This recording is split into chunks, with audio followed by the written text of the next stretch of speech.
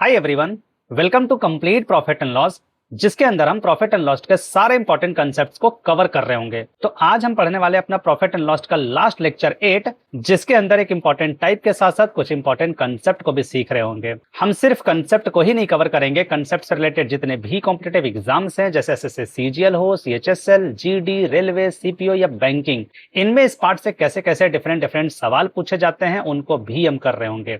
अब जो हमारे लेक्चर्स के इंपॉर्टेंट नोट्स हैं, स्लाइड्स हैं, वो आपको नीचे डिस्क्रिप्शन बॉक्स या पिन कमेंट में मिल जाएंगे। आप उन्हें वहां जाकर डाउनलोड कर सकते हैं। प्रॉफिट एंड लॉस से जितने भी सारे के सारे डिफरेंट लेक्चर्स हैं वो आपको इसी चैनल के ऊपर प्लेलिस्ट में अवेलेबल मिल जाएंगे। अगर आपने नहीं देखा है तो आप प्लीज चेकआउट करें। तो शुरू करते हैं अपने लेक्चर 8 को। तो शुरू करते हैं हम आज का अपना लेक्चर 8। लेक्चर 8 को शुरू करने से पहले हम ये देख लेते हैं कि कल के लेक्चर 7 में बेसिकली हमने क्या क्या पढ़ा था। तो बहुत डिटेल में हम ऑलरेडी कवर कर चुके थे कि एक दुकानदार जो है वो कब कब बेईमानी कर सकता है। हम देखे थे कि एक दुकानदार जो है वो बेईमानी खरीदते टाइम भी कर सकता है, और दूसरा चीज वो जब ग्राहक को सामान बेचता है उस टाइम पे भी बेईमानी कर सकता है। इन दोनों केस में अगर हमसे पूछ ले कि एक दुकानदार जो है कितने परसेंटेज का प्रॉफिट या लॉस कमाया है, तो दोनों केस में हम कॉस्ट प्राइस और सेलिंग प्राइस का रेशियो लिख रहे थे और बहुत आराम से हम अपने सारे सवालों को सॉल्व कर रहे थे। सबसे जो बेस्ट मेथड होता है सॉल्व करने का वो होता है हमारा रेशियो मेथड। बहुत बच्चे इस सवाल को सक्सेसिव मेथड से भी सॉल्व करते हैं, लेकिन रेशियो मेथड से हम बहुत आराम से सारे सवालों को कर रहे थे। अब सवाल है कि कॉस्ट प्राइस और सेलिंग प्राइस बेसिकली क्या क्या होता था।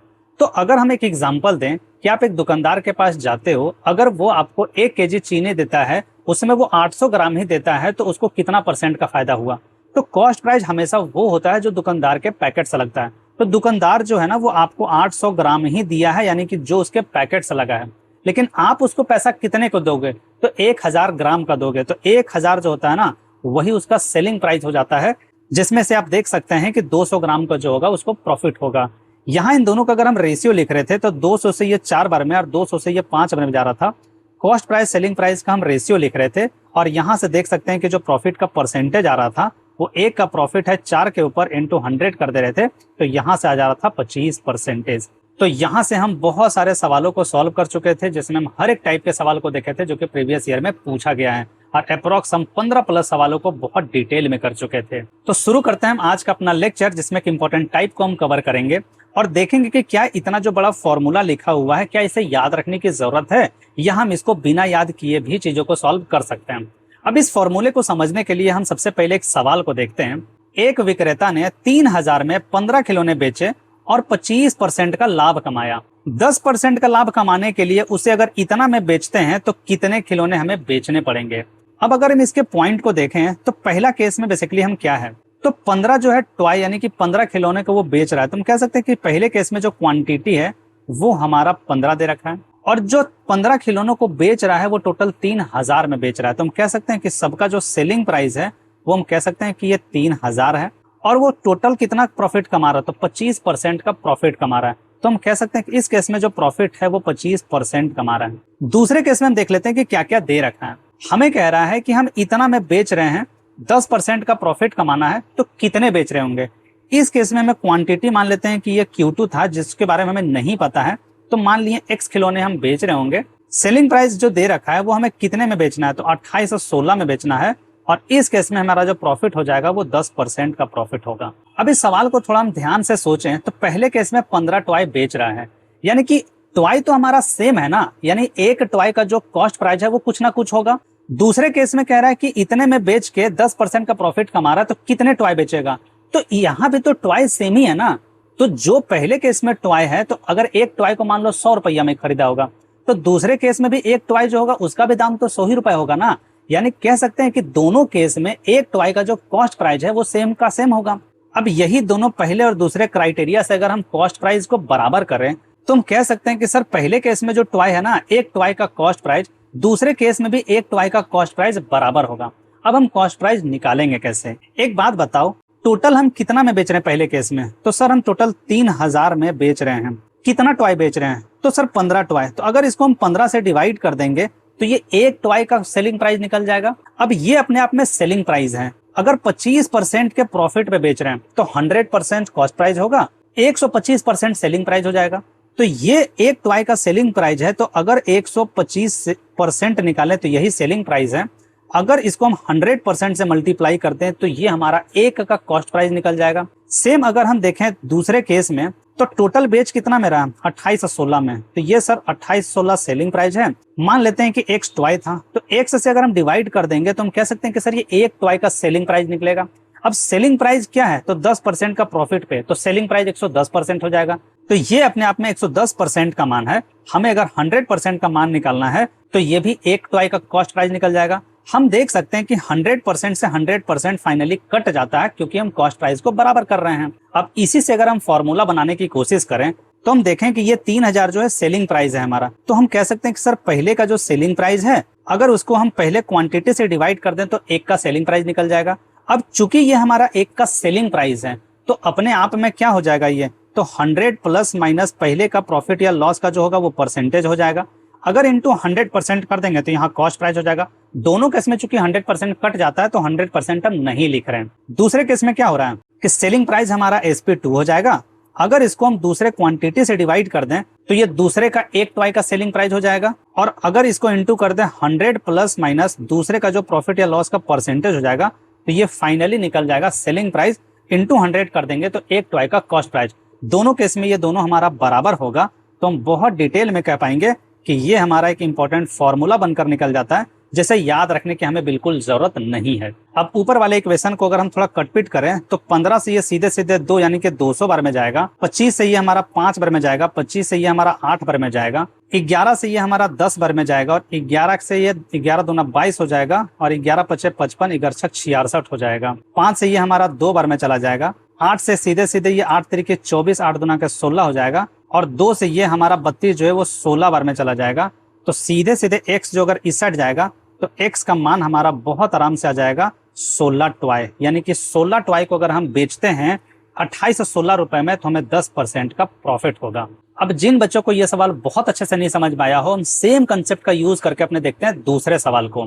कहता है एक व्यापारी 3 दर्जन संतरे 405 रुपए में बेचकर 25% का नुकसान उठाता है। अगर उसे इस सौदे में 20% का मुनाफा कमाना हो तो उसे 288 में कितने संतरे बेचने चाहिए।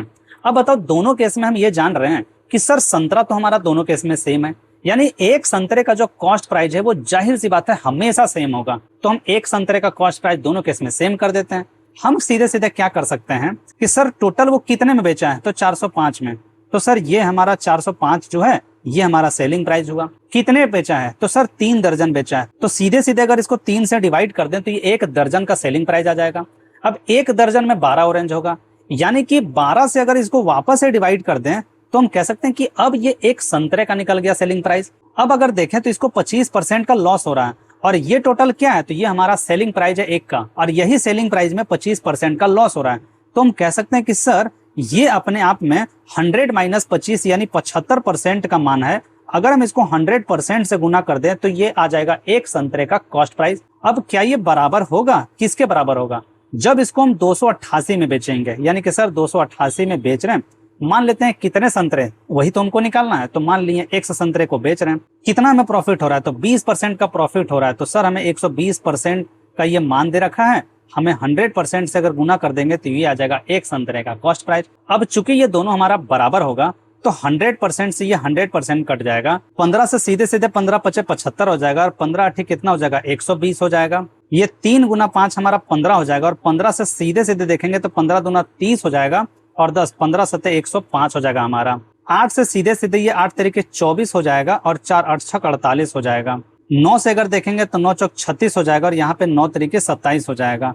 3 से ये सीधे सीधे 4 बार में जाएगा। हम देख सकते हैं कि ये हमारा 4 है और ये हमारा 4 है, यहाँ x है, यानी अगर क्रॉस मल्टीप्लाई करें तो x का मान सीधे सीधे आ जाएगा हमारा 4 चौके 16, यानी बहुत आराम से ऑप्शन ए को हम टिक कर पाएंगे। हम आगे बढ़ते हैं और देखते हैं कुछ मिसलेनियस सवालों को, और इसके मदद से कुछ कॉन्सेप्ट को हम सीखने की कोशिश करते हैं। इसमें हम अपने पहले सवाल को देखते हैं। If the selling price of an item is increased by 25% and profit also increases from 20 to 30%, what is the percentage increased in the cost price. अब इस सवाल में देख सकते हैं कि सेलिंग प्राइस में कुछ चेंज कर रहा है, प्रॉफिट जो है 20 से 30 हो गया। अगर इसके कंसेप्ट को हम थोड़ा सा समझने की कोशिश करें तो हम कह सकते हैं कि सर इनिशियली अगर हमारे पास कोई कॉस्ट प्राइस दे रखा है जिसको हम CP1 बोल दिए, और उसी चीज को अगर हम बेच रहे हैं कुछ सेलिंग प्राइस पे जिसको हम SP1 बोल दिए। अब अगर यहाँ से हम कुछ भी चेंज करते हैं कॉस्ट प्राइस में तो मान लेते हैं वो CP2 हो जाएगा, और अगर सेलिंग प्राइस में कुछ चेंज करते हैं तो नया सेलिंग प्राइस SP2 हो जाएगा। अगर हम देखें तो ओरिजिनल कॉस्ट प्राइस हमारे पास CP1 है, ओरिजिनल सेलिंग प्राइस SP1 है, कॉस्ट प्राइस में कुछ चेंज किए हैं तो CP2 हो गया, और यहाँ से सेलिंग प्राइस में कुछ चेंज किए तो ये हमारा SP2 हो गया। अब इसके ऊपर कई सारे सवाल पूछे जा सकते हैं, और अगर हम चाहे तो कॉस्ट प्राइस को हमेशा 100x मान लें या फिर विदाउट x भी हम कैलकुलेट कर सकते हैं। हम इस सवाल को इसी कंसेप्ट के माध्यम से कैसे सॉल्व करते हैं वो देखते हैं। कह रहा है कि सेलिंग प्राइस को 25% से बढ़ा रहे हैं तो प्रॉफिट जो है 20 से हमारा 30% बढ़ चुका है। यानी पहले केस में प्रॉफिट कितना हो रहा था 20%। तो अगर हम बोलते हैं कि सर कॉस्ट प्राइस हमारा अगर 100 होगा तो सेलिंग प्राइस हमारा क्या हो जाएगा, तो 20% का अगर प्रॉफिट हो रहा है तो सेलिंग प्राइस 120 हो गया होगा हमारा। अब कह रहा है कि सेलिंग प्राइस को जो 25% से बढ़ा रहे हैं तो सेलिंग प्राइस हमारा 120 है, अगर इसी चीज पे हम 25% से बढ़ा देते हैं तो 25% कितना होता है, तो 100% का आधा और आधा का भी आधा यानी 25%, तो 120 का आधा 60 हो जाएगा और 60 का आधा 30, यानी 30 बढ़ चुका होगा। तो 120 और 30 हमारा आ गया होगा 150। अब कह रहा है कि ये हमारा नया सेलिंग प्राइस आ गया। कह रहा है कि प्रॉफिट जो है ना वो 30% से बढ़ चुका है। अब प्रॉफिट तो कितने से बढ़ चुका है, तो 30% से बढ़ चुका है। अब नया जो कॉस्ट प्राइस है हमारा वो क्या होगा, अगर सेलिंग प्राइस कह रहा है कि हमारा जो 150 है और 30% का प्रॉफिट हो रहा है तो हम कह सकते हैं कि सर 150 जो है ना वो सेलिंग प्राइस है 30% का प्रॉफिट पे, तो ये कह सकते हैं कि अपने आप में 130% का मान है। हमें अगर 100% से मल्टीप्लाई कर देंगे तो कॉस्ट प्राइस निकल जाएगा। यहाँ पे देखें तो ये 0 से हमारा 0 चला जाएगा, तो हम कह सकते हैं कि ये कितना जाएगा, सर ये 1500 डिवाइडेड बटा 13 हो जाएगा, जो कि नया कॉस्ट प्राइस हो जाएगा। अब कह रहा है कि कॉस्ट प्राइस में कितना इंक्रीज हुआ है, तो पहले का कॉस्ट प्राइस 100 है, दूसरे का कॉस्ट प्राइस 1500 बटा 13 है। तो इंक्रीज अगर परसेंटेज निकालना है तो क्या हम रेशियो निकाल सकते हैं, क्योंकि परसेंटेज निकालने के लिए हमें एग्जैक्ट डेटा की जरूरत नहीं है, रेशियो से भी हमारा काम बन जाएगा। तो अगर देखें कि पहले का कॉस्ट प्राइस हमारा 100 था, बाद में कॉस्ट प्राइस 1500 बटा 13 हो गया, 2 0 से 2 0 कट जाएगा, ये 13 अगर लेफ्ट में आ जाएगा तो 13 रेशियो आ जाएगा 15। अब कितने का इंक्रीज हुआ, तो सर 2 का इंक्रीज, कितने के ऊपर, 13 के ऊपर, इंटू 100 कर देंगे, तो 1 बटा 13 जो होगा वो कितना हो जाएगा, तो सर ये 13 से 7 बार में जाएगा, 13 सते 91 और ये 9 बटा 13 आ जाएगा। अब बताओ 2 अगर मल्टीप्लाई करेंगे तो 2 सते 14 आ जाएगा और 2 9 18 बटा 13 आ जाएगा। हम देख सकते हैं कि ऊपर हमारा 18 है जो कि 13 से ज्यादा है, वो कभी नहीं हो सकता, तो 13 से डिवाइड करेंगे तो एक बार में जाएगा और वो एक जो है वो इस साइड ट्रांसफर होकर ये 15 हो जाएगा और रिमाइंडर कितना बचेगा 5 बटा 13। और उस केस में देखें तो डी ऑप्शन हमारा 15.38% हम बहुत आराम से कैलकुलेट कर पाएंगे।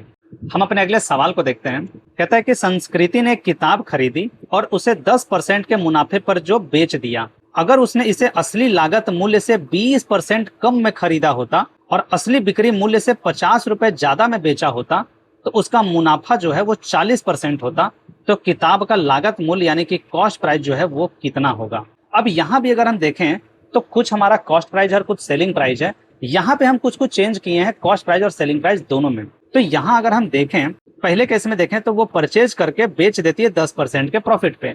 तो अगर हम कॉस्ट प्राइस और सेलिंग प्राइस का पहले केस में लिखें तो 100 रुपए के किताब को वो 110 रुपए पे बेच दी होगी। अब कह रहा है कि उसको अगर वो 20% कम में खरीदती तो कॉस्ट प्राइस पहले अगर 100 था, अगर वो 20% कम में खरीदती तो नया कॉस्ट प्राइस 80 रुपए हो गया होता। अब कह रहा है कि सोल्ड इट 50 रुपए more than the original selling price, तो ओरिजिनल सेलिंग प्राइस हमारा कितना था 110, अगर इसी चीज को वो 50 रुपए ज्यादा में बेच रही होती तो हमें 40% का जो है वो प्रॉफिट होता।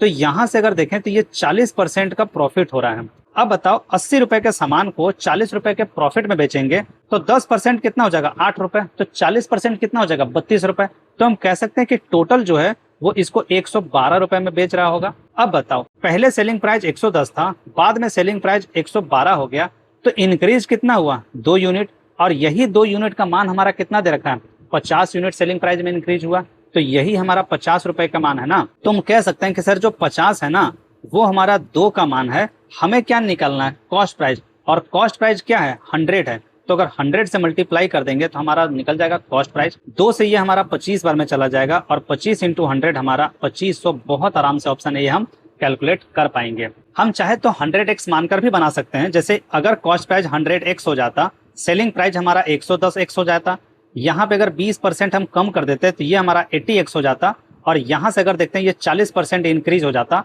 तो ये हमारा कितना हो जाता 112x हो जाता। हम देख सकते हैं कि इंक्रीज हमारा कितना हुआ है, 2x का हुआ है। वो कितने के बराबर हो जाता, 50 के बराबर। तो यहाँ से x हमारा कितना हो जाता, 25 के बराबर। तो 100x हमारा नया कॉस्ट प्राइस है, तो यहाँ से आ जाता हमारा 2500। तो हम 100x लेकर भी बना सकते हैं, लेकिन हम अगर विदाउट x लेकर भी बनाए तब भी हमारा रिजल्ट सेम आएगा। हम अपने अगले सवाल को देखते हैं। कहता है एक व्यक्ति एक वस्तु को 15% के लाभ पर बेचता है। यदि उसने 10% कम कीमत पर खरीदा होता और 18 कम कीमत में बेचा होता तो उसे 20% का लाभ होता है। वस्तु का क्रय मूल्य यानी कि कॉस्ट प्राइस जो है वो हमारा कितना होगा। सेम अगर यहाँ पर भी देखें तो हमारा कॉस्ट प्राइस और सेलिंग प्राइस जो है उसी में ये बदलाव कर रहा है। तो अगर हम पहले केस में देखें कि 15% के प्रॉफिट पे वो बेच रहा है, तो हम बोलें कि सर ये हमारा कॉस्ट प्राइस है, ये हमारा सेलिंग प्राइस है। पहले केस में अगर देखें तो 100 अगर हमारा कॉस्ट प्राइस था, अगर 15% के हम प्रॉफिट पे बेचते हैं तो 115 रुपए में हम बेच रहे होंगे। अब कह रहा है कि अगर उसको 10% कम में हम खरीदे होते हैं, अभी कितने में खरीद रहे हैं, 100 में। अगर हम 10% कम में खरीदे होते तो हम कह सकते हैं कि सर 90 रुपए में खरीद रहे होते हैं। अब कह रहा है कि अगर हम 18 रुपए कम में बेचे होते तो मैं 25% का जो है वो प्रॉफिट होता। यानी कि अगर हम बोले कि ये हमारा नया कॉस्ट प्राइस है, अगर हमें 25% का प्रॉफिट निकालना है, 25% का मतलब कितना हो जाएगा, 100% का आधा और उसका आधा, यानी कि 90 का आधा और आधा कितना हो जाएगा, तो 45 का आधा 22.5 हो जाएगा। यानी कि 90 और 22.5 हमारा 112.5 आ जाएगा। अब बताओ, पहले 115 में बेच रहे थे, बाद में 112.5 में बेच रहे हैं, तो हम कह सकते हैं कि कम कितना हुआ, तो सर 2.5 रुपए कम हो गया। और वही 2.5 रुपए अगर देखें तो कितना कम कर रहे हैं, 18 रुपए कम कर रहे हैं। तो हम कह सकते हैं कि सर 18 जो है वो हमारा 2.5 का मान है। हमें क्या निकालना है, कॉस्ट प्राइस। कॉस्ट प्राइस कितना है, तो सर 100 है। अगर 100 से हम इसको मल्टीप्लाई कर दें तो हम कॉस्ट प्राइस निकाल पाएंगे। ये पॉइंट ऊपर 0 चला जाएगा, ये 25 से हमारा 4 यानी 40 बार में जाएगा, और 18 चौक हमारा 72 यानी 720, जो कि ऑप्शन डी हम बहुत आराम से निकाल पाएंगे। हम अगले सवाल को देखते हैं। कहता है कि an article is sold at 25% loss if its cost price is double and selling price is increased by 660 रुपए, there is a profit of 20%, what is the original cost price. ये भी हमारा सेम टू सेम वैसा ही सवाल है। यहाँ पे अगर देखें तो ये हमारा कॉस्ट प्राइस और सेलिंग प्राइस है। पहले केस में देखें तो वो 25% के लॉस पे बेच रहा है, यानी अगर हमारा कॉस्ट प्राइस 100 रुपए है, अगर हम 25% के लॉस पे बेच रहे हैं तो हम कह सकते हैं कि इसको 75 रुपए में हम बेच रहे होंगे। अब कॉस्ट प्राइस को वो डबल कर देता है, तो पहले अगर 100 रुपए था तो कॉस्ट प्राइस नया हमारा 200 रुपए हो गया। कह रहा है सेलिंग प्राइस को अगर 660 रुपए से बढ़ा देना तो 20% का हमारा प्रॉफिट होगा। अब प्रॉफिट 20% का नए कॉस्ट प्राइस पे अगर देखें तो 20% कितना हो जाएगा, तो सर 200 का 10% 20 हो जाएगा, तो 20% 40 हो जाएगा। तो टोटल सेलिंग प्राइस हम इसको 240 रुपए में बेच रहे होंगे। अब बताओ, पहले सेलिंग प्राइस 75 है, बाद में 240 है, तो सेलिंग प्राइस इंक्रीज कितना हुआ, तो 140 प्लस 25 हमारा 165 हो जाएगा। और यही 165 यूनिट जो है वो 660 रुपया इंक्रीज कर रहे हैं, तो ये 660 के बराबर हो गया। अब बताओ सर 660 जो है ना वो 165 यूनिट का मान है, हमें किसका मान निकालना है, कॉस्ट प्राइस, और वो कितना है 100 यूनिट। तो 100 यूनिट से मल्टीप्लाई कर देंगे। 11 से अगर हम देखें तो 11 छक 66, ये 0 आ जाएगा। 11 से एक बार में 11 पचे 55 आ जाएगा। 15 से ये सीधे सीधे 4 बार में जाएगा, और 4 गुना 100 हमारा 400, जो कि ऑप्शन डी हम बहुत आराम से ला पाएंगे। हम अपने अगले सवाल को देखते हैं। कहता है एक वस्तु 10% के नुकसान पर बेची जाती है, अगर इसकी लागत कीमत 5 रुपए कम कर दी जाए और बिक्री मूल्य यानी सेलिंग प्राइस 8 रुपया बढ़ा दिया जाए तो इस पर 10% का लाभ होता है। वस्तु का मूल बिक्री यानी का जो सेलिंग प्राइस है वो हमारा कितना होगा। अब ये बहुत ही अच्छा सवाल है। मैक्सिमम बच्चे इसको जो बेसिक से सॉल्व करने की कोशिश करेंगे उसमें क्या करेंगे, अगर पहले केस में हम देखें तो सर 10% के लॉस में हम बेच रहे हैं, यानी कि अगर बोलें कि ये हमारा कॉस्ट प्राइस और ये सेलिंग प्राइस है, अगर हमारा कॉस्ट प्राइस 100x होगा और 10% के लॉस पे हम बेच रहे हैं तो कह सकते हैं कि हम 90x पे बेच रहे होंगे। अब कह रहा है कि कॉस्ट प्राइस को हम 5% से कम कर दिए हैं, यानी कि कॉस्ट प्राइस में हम 5 रुपए जो है ना वो कम कर दिए हैं, तो ये कितना हो गया होगा 100x माइनस 5 हो गया होगा। और कह रहा है सेलिंग प्राइस को हम 8 रुपए से इंक्रीज कर देते हैं, तो अगर सेलिंग प्राइस में हम 8 रुपए इंक्रीज करते हैं तो ये कितना हो गया होगा 90x प्लस 8 रुपए हो गया होगा। अब कह रहा है कि हम प्रॉफिट जो है ना वो 10% का कमा रहे हैं, यानी कि ये हमारा कॉस्ट प्राइस है, ये सेलिंग प्राइस है, और प्रॉफिट हमारा कितना है, हमारा जो प्रॉफिट है वो है 10% का। अगर बोले कि ये नया हमारा कॉस्ट प्राइस 100x माइनस 5 है और सेलिंग प्राइस हमारा 90x प्लस 8 है, तो ये हमारा कॉस्ट प्राइस और सेलिंग प्राइस का रेशियो हो गया। अब अगर 10% का प्रॉफिट हो रहा है तो कॉस्ट प्राइस कितना हो जाएगा, तो सर 100% हो जाएगा। और नीचे सेलिंग प्राइस अगर 10% का प्रॉफिट है तो सेलिंग प्राइस हमारा कितना हो जाएगा, 110 हो जाएगा परसेंटेज। मतलब यहाँ से हम कॉस्ट प्राइस और सेलिंग प्राइस का रेशियो निकाल लिए। अब यहाँ से अगर हम एक्स पहले कैलकुलेट करेंगे, जैसा ही हमारा एक्स कैलकुलेट हो जाएगा तो जो सेलिंग प्राइस हमारा हो जाएगा वो कितना हो जाएगा, 90x। और यहाँ एक्स का वैल्यू पुट कर लेंगे तो सेलिंग प्राइस हम निकाल पाएंगे। अब ये सवाल बेसिक से करने के लिए तो ठीक है, लेकिन जब हम पेपर में इतना बड़ी इक्वेशन को सॉल्व करेंगे तो ये बहुत टाइम ले लेगा। इससे ज्यादा बेहतर है कि हम इस चीज को बहुत स्मार्ट तरीके से सॉल्व कर सकते हैं। हम क्या कर सकते हैं, हम क्रॉस मल्टीप्लिकेशन मेथड का यूज कर सकते हैं। और वो कब करते हैं, पहले इसके कंसेप्ट को समझते हैं। अगर हमें बोल दे कि दो आदमी का जो इनकम है वो उसका रेशियो दे रखा है, उसके बाद दोनों का इनकम कुछ रुपए से हम बढ़ा देते हैं और फाइनल जो इनकम का रेशियो है वो हमारा दे रखा है। तो हम रेशियो चैप्टर में इसी चीज को देखे थे कि बाई क्रॉस मल्टीप्लिकेशन हम बहुत आराम से इस सवाल को सॉल्व कर सकते हैं। दूसरा, इसी सवाल को हम ऐसे बोल सकते हैं, मान लेते हैं कि दो लोगों का एज का रेशियो दे रखा है, 5 साल के बाद दोनों का जो फाइनल एज का जो रेशियो वो भी दे रखा है। तो बताना है कि हमारा पहले का एज या दूसरे का एज कितना होगा। यहाँ भी हम क्रॉस मल्टीप्लिकेशन का यूज कर सकते हैं। हम एक बहुत डिटेल्ड में रेशियो चैप्टर में इस चीज को पढ़ेंगे। यहाँ पे भी अगर हम देखें तो कॉस्ट प्राइस और सेलिंग प्राइस का रेशियो हम निकाल सकते हैं। तो यहाँ भी अगर 10% का प्रॉफिट हो रहा है तो कॉस्ट प्राइस और सेलिंग प्राइस का रेशियो हमारा दे रखा है। फाइनली 10% का प्रॉफिट हो रहा है तो फाइनल जो कॉस्ट प्राइस और सेलिंग प्राइस का रेशियो है वो भी हमारे पास दे रखा है। और इंक्रीज कितना किया है, तो कॉस्ट प्राइस में 5 रुपए कम किया है और सेलिंग प्राइस में 8 रुपए में बढ़ाया है। अब हम देखते हैं कि इसी चीज को क्रॉस मल्टीप्लाई यूज करके कैसे सॉल्व करते हैं। तो अगर हम बोले सर ये हमारा जो है वो कॉस्ट प्राइस है और ये हमारा सेलिंग प्राइस है, पहले केस में देखें तो हमें 10% का लॉस हो रहा है। तो पहले केस में अगर 10% का लॉस हो रहा है तो हम कह सकते हैं कि कॉस्ट प्राइस अगर 10 रुपए होगा तो 9 रुपए हमारा सेलिंग प्राइस हो जाएगा। तो ये पहले केस का रेशियो आ जाएगा। दूसरे केस में फाइनली बोल रहा है कि 10% का प्रॉफिट हो रहा है। तो अगर दूसरे केस में 10% का प्रॉफिट हो रहा है तो हम कह सकते हैं 10 रुपए के सामान को हम 11 रुपए में बेच रहे होंगे। और यहीं से हम कह सकते हैं कि पहले केस में 5 रुपए कॉस्ट प्राइस में डिक्रीज करते हैं तो ये 5 रुपए डिक्रीज हुआ, और सेलिंग प्राइस में जो 8 रुपया इंक्रीज कर रहे हैं तो ये सेलिंग प्राइस में 8 रुपया इंक्रीज हो गया। क्रॉस मल्टीप्लाई में क्या करते हैं कि हमेशा हम क्रॉस मल्टीप्लाई करते हैं और बड़े में से हम छोटे को घटाते हैं। अब यहाँ पे देखें तो 11 तहाँ 110 हो गया और माइनस कर देंगे 10 90, तो हम कह सकते हैं कि सर 20 यूनिट जो हो जाएगा ना वो हमारा किसके बराबर हो जाएगा। तो इन दोनों को हम क्रॉस मल्टीप्लाई करते हैं और बड़े में से छोटे को घटाते हैं। अब 11 पचे कितना हो जाएगा, -55 आ जाएगा। तो यानी कि ये छोटा है तो हम क्या करते हैं 10 करेंगे तो ये 80 आ जाएगा और माइनस कर देंगे 11 पचे 55 तो -55 हो जाएगा। और इन दोनों का जो माइनस माइनस प्लस हो जाएगा तो 20 यूनिट जो है वो कितने के बराबर हो जाएगा, तो 135 के बराबर हो जाएगा। हम यहाँ से कह सकते हैं कि सर 135 जो है ना वो हमारा 20 के बराबर है। हमें निकालना है original selling price. Original selling price हमारा कितना है, तो 9 दे रखा है। तो 9 से हम मल्टीप्लाई कर देंगे। 5 से अगर देखें तो ये 5 से 4 बार में जाएगा और 5 से ये हमारा 2 पचे 10, 2 तिरे के 6, 7 और 2 का 2 हो जाएगा। 27 गुना 9 कितना हो जाएगा, 9 सत्ते 63 हो जाएगा और 9 दूना 18 और 6 24 बटा 4 आ जाएगा। 4 छक 24 हो जाएगा और ये 60 हो जाएगा और 240 हो जाएगा। यानी कि 3 बटा 4 हमारा कितना हो जाएगा, 0.75, जो कि हमारा ऑप्शन डी बहुत आराम से आ जाएगा। तो हम देख सकते हैं कि अगर पहले कॉस्ट प्राइस और सेलिंग प्राइस का रेशियो दे रखा है, बाद का कॉस्ट प्राइस और सेलिंग प्राइस का रेशियो दे रखा है, और कितने कॉस्ट प्राइस में कमी या ज्यादा किए हैं और कितना सेलिंग प्राइस में कमी या ज्यादा किए हैं, इस केस में हम बहुत आराम से क्रॉस मल्टीप्लिकेशन का यूज कर सकते हैं। अब इस सवाल को आप समझ चुके हैं तो हम अपने अगले सवाल को देखते हैं। कहता है कि एक वस्तु 54% के लाभ पर बेची जाती है।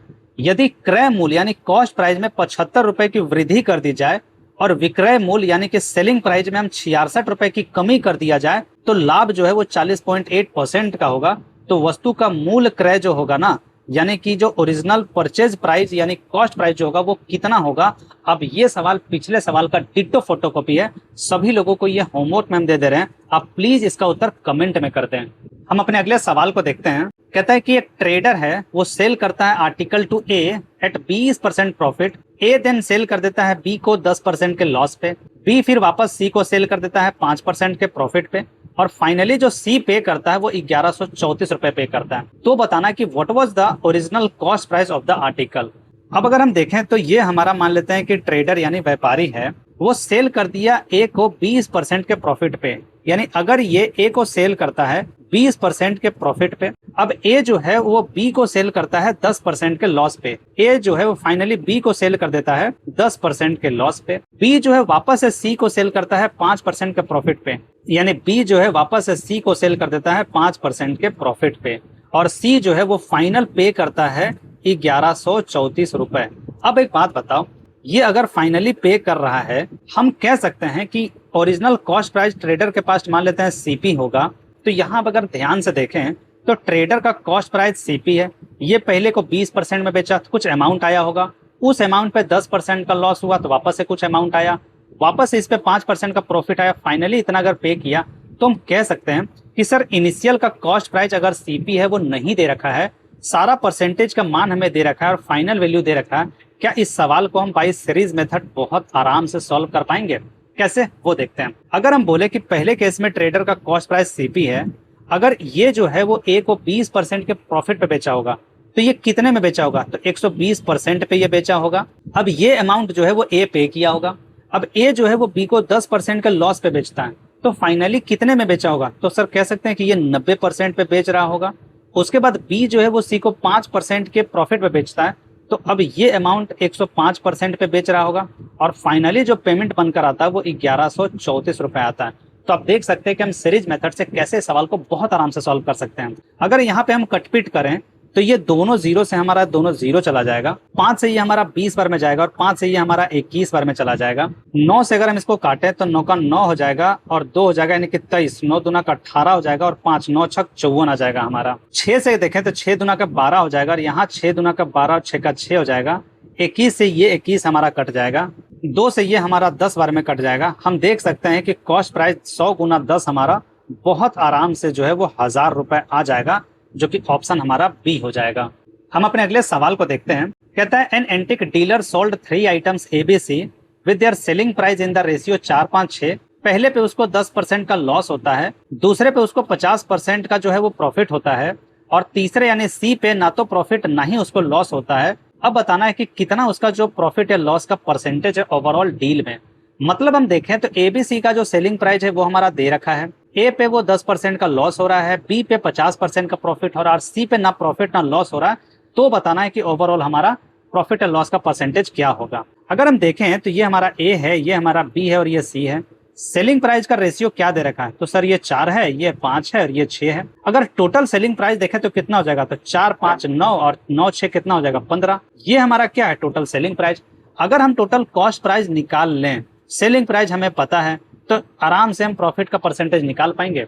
अब बात है कि हम कॉस्ट प्राइस निकालेंगे कैसे। अगर हम बोलें कि पहले केस में क्या हो रहा है, तो सर 10% का लॉस हो रहा है ए के ऊपर। तो अगर हम बोलें कि इस पे अगर 10% का लॉस हो रहा है, तो 4 हमारा क्या है? सेलिंग प्राइस है। यानी 4 जो है वो कह सकते हैं कि 10% का लॉस यानी 90% का मान है।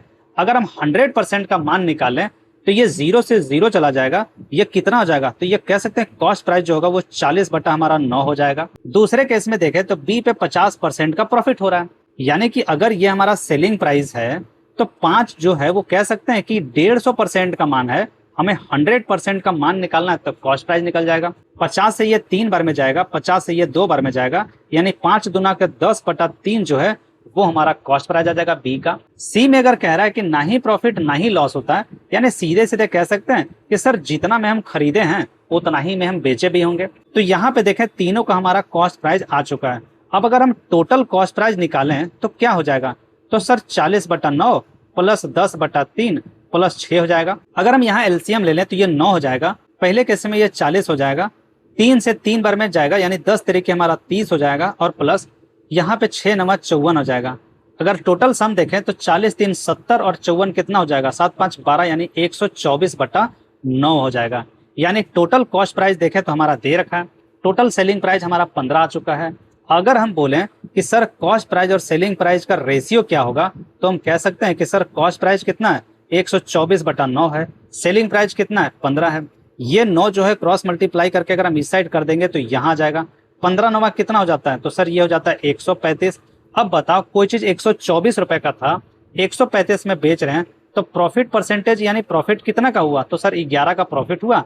कितने के ऊपर? तो 124 के ऊपर इंटू 100 कर देंगे। अब बताओ 124 का 10% कितना होगा? तो सर 12.4 होगा। और ऊपर कितना है 11 है, यानी 10% से तो थोड़ा कम प्रॉफिट होगा और 10% से थोड़ा कम यानी ऑप्शन बी हमारा जो है वो 8.88% बहुत आराम से आ जाएगा।